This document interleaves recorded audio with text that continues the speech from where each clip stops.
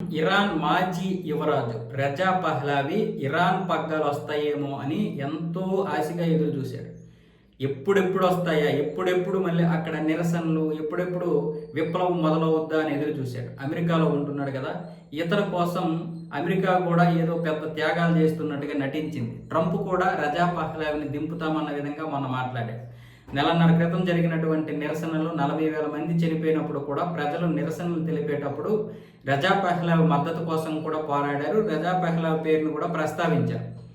అంటే వీళ్ళ నాన్న మహమ్మద్ రజా పహ్లావి అప్పట్లో 1979 వరకు కూడా ప్రజాస్వామ్య పద్ధతిగానే పరిపాలించాడు. అక్కడ ప్రజలు స్వేచ్ఛాయుతమైనటువంటి జీవితంలో గడిపారు. ఇలాంటి నిరసనలు, ఇలాంటి ఏదైతే ఆంక్షలు ఉన్నాయో ఏ ఆంక్షలు లేకుండా ఒక పాశ్చాత్య దేశం ప్రజలు ఏ విధంగా అయితే బ్రతికారో ఆ విధంగానే అప్పట్లో పరిపాలన ఉండేది.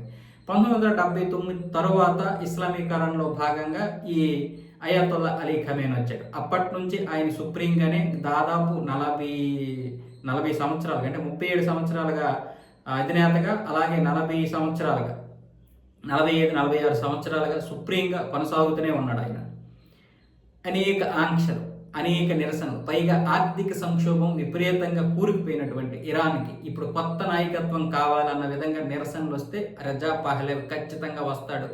కోరుకుంటే నేను, అంటే ప్రజలు కోరుకుంటే నేను అధికారంలోకి వస్తాను, నేను మళ్ళీ మా కొత్త మార్పిడి తీసుకొస్తాను, ఎన్నికలు జరుగుతాయి ప్రజాస్వామ్యబద్ధంగానే అన్న విధంగా మొన్న మాట్లాడితే ఇప్పుడు ట్రంప్ ఏమొచ్చేసి అతని ఆశల మీద నీళ్లు పోసేశాడు.